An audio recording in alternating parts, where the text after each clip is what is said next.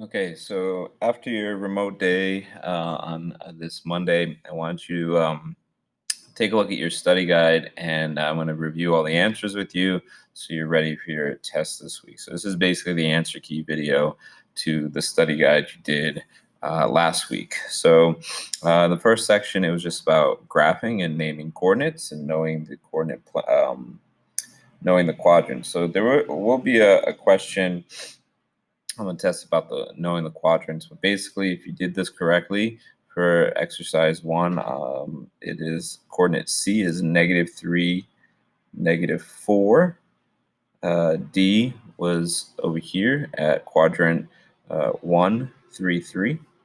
And then E, well, that was a boring one. It's a no quadrant. It's just the origin at 0, 0. So just remember for the test that this goes quadrant 1, 2, 3, and then this is quadrant 4. So that comes up actually in the first question of the test this week. So moving on to the next questions, it says plot the points, A, B, and so numbers 4, 5, and 6, you have to plot some points. So I think I plotted them back here. Just make sure. Plot them somewhere. Just give me a second.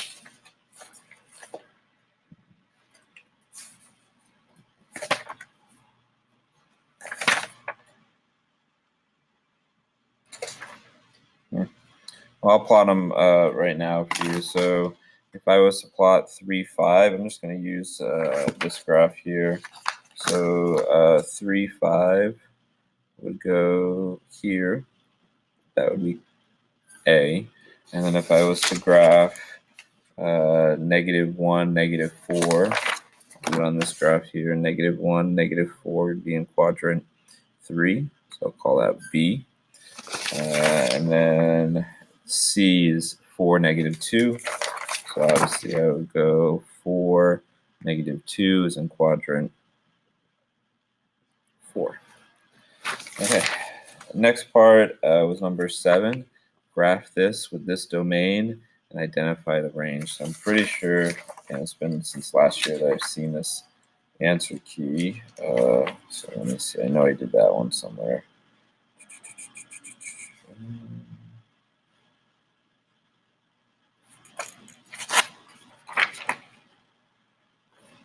-2x plus 3. 2x plus 3. Aha, here it is. Okay, so when I graph this one, using those particular coordinates, at this point, you almost want to just do it with the slope-intercept form. So you start at 3 on the y-intercept, and then the slope is -2/1, so it's down 2/1. And then the range for this, because the domain that they gave me was at -2, was the largest x, if you will, or in this case, like the smallest x. So it started at -2. So your range would be all the y values that are less than or equal to 7. So yeah, because they wanted you to do -2, -1, 0, 1, and 2. So as you can see, my graph here starts at -2, 0, 1, and 3, but the whole graph would look like that. Moving right along here to page 3. I think we skipped these in our version of the review this year, so we can skip page 3. Page 4, the exercises at the bottom. Graph 4x minus 2y equals 2, and graph this with the restricted domain. So 4x minus 2y equals 2. Find my graph for that. Sorry, guys. So I have a y-intercept. Looks like I did the intercept method. So when x is equal to 0, I get a y-intercept at -1. So and then when y is equal to 0, my x-intercept is a half. So let me find the graph that I did that looks like that. X is equal to a half.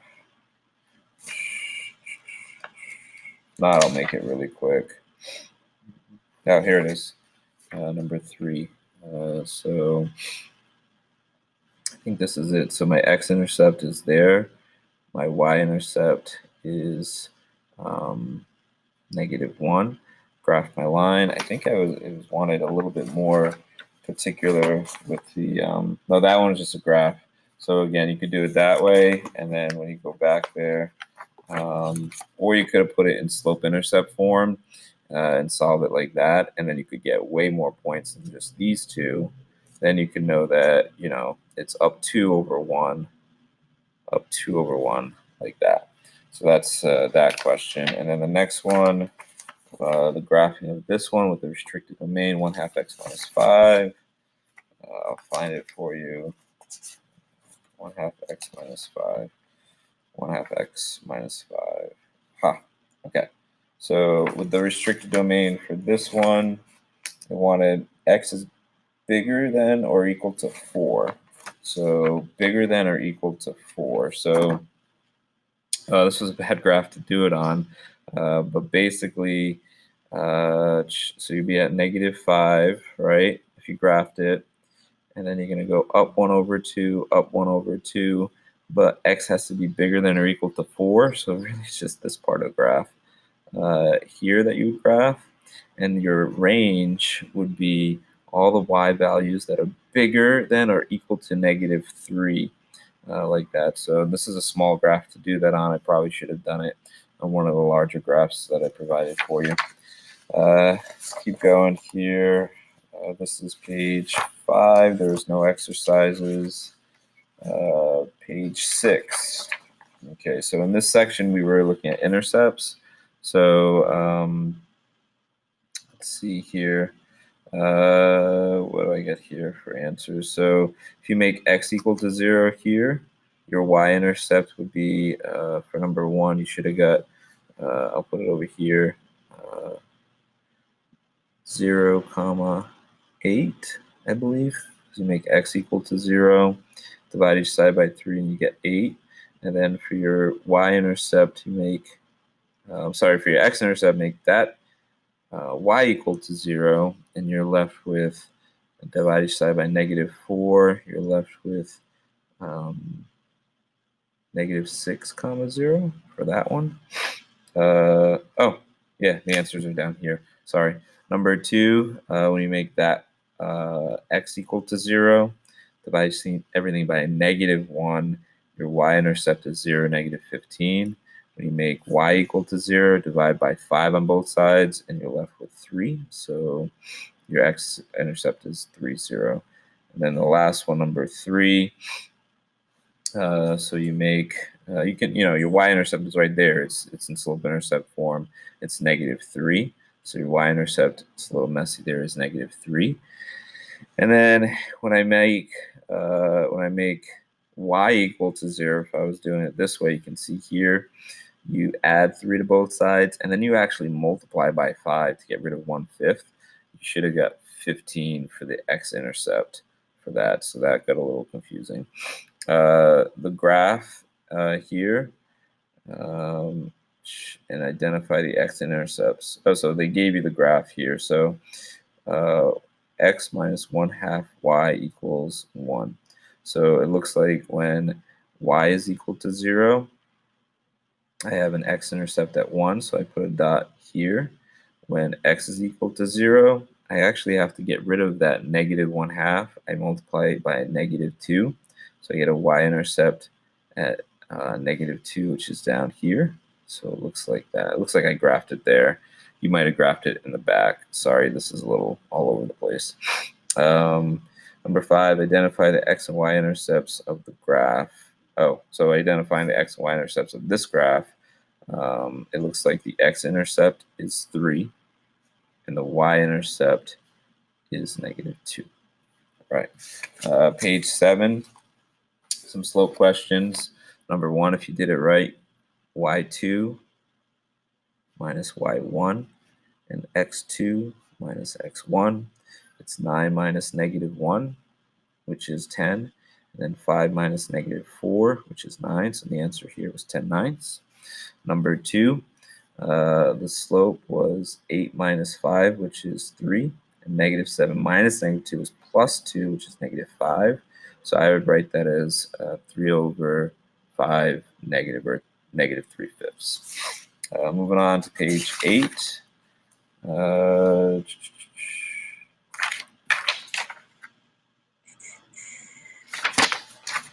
Page 8. Oh yeah, these are important for the, I think comes up a couple times on the test. So remember, when you're finding slope, if 0 is at the top, the slope is 0. If 0 is at the bottom, it's undefined. So here, this example, 0 minus 0 is 0. And then it really doesn't matter, but if I did this, 3 minus negative 8 is going to be positive 11. So that's going to be a slope of 0. This one, you can see my change in x is 5 minus 5, which is 0. So it's undefined. So if you remember that picture I showed you, like that, no, you're not allowed to have that. 0 at the bottom, that's undefined. And then this one was said okay, and you're allowed to have the 0 at the top, and that would be a slope of 0. I think I had you skip number 5 as well. Let's move on to section 4.5, where we were getting introduced to slope y-intercept. So in 4.5, really simply, it was negative 3 for the slope. And this is page 9, the y-intercept was 7. Here, number 2, m was equal to, when you solve and put it in slope-intercept form, m is 3, and the y-intercept is negative 2. Number 3, this one you had to add x to both sides and divide by negative 6.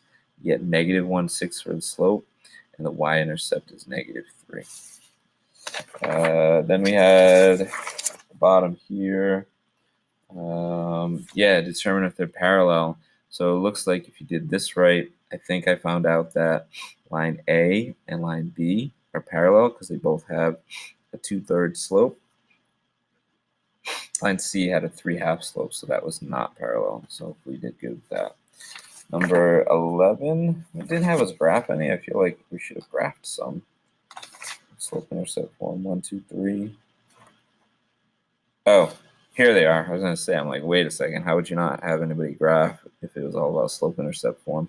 So 4 and 5, let's see what I did for graphs. So 3/4 x minus 1. Go back to my graphing section. 3/4 x minus 1. There it is. 3/4 x minus 1. So you start at negative 1, up 3 over 4. You could go to get here, down 3, left 4. And then the other one, this is almost like the parent function, but it has a negative slope. So when there's nothing here, your y-intercept is 0, so it starts at the origin. And then the slope here is negative 1 over 1, so that's why it went down 1 over 1 for all these pretty points like that. Okay, so now moving on from 4.5, we can go to 4.6. So that was those. 4.7. So I don't know when you did this because we were finishing that that part of the unit last week. So let's just go through these now. So evaluate when given the x. So this is going to be x equals 7. So when you plug that in, 0.3 times 7 is 2.1, minus 1.2 is 0.9. When x is equal to 4 here, negative 2/5 times 4 is negative 8/5. Ooh, plus 1/10. I got really fractioning really quick. Got to get like denominators, so I think I multiplied this by 2. I got negative 15/10, which is negative 1.5. If you did that with all fractions, kudos to you. Maybe you got some decimals and used it that way, but the correct answer is negative 1/2. That was tricky. And then the last part of this unit, this time it says find the value of x so that the function has the given value. So now we're saying here that g of x equals 4, like that. So we're putting it in the front of our equation now. So when you put it there, you add 3 to both sides, and then you have to multiply by a -2. You end up getting -14 for that one. Here, I'm going to put the -13 up front, just like here, because this is my h of x value, or with my y equals. So it goes up front there. So again, -13 equals 5x minus 3. Add 3, divide by 5, and I get -2 for that. Last but not least was the comparing 4x to f of x equals x. So really, you can, I was showing someone last week, if you just kind of write it on top of each other, y equals 4x, remember that's like a y, and then y equals x, and you compare, this is a +0 for our assumed y-intercept. So what would you say about this? Y-intercept wise is the same y-intercept. They're both going to start at 0, 0, or 0. And then the slope's the only thing that's different. So you would say maybe different slope. You could say greater or steeper slope for that one. So that concludes our review, or the answers to our unit test review.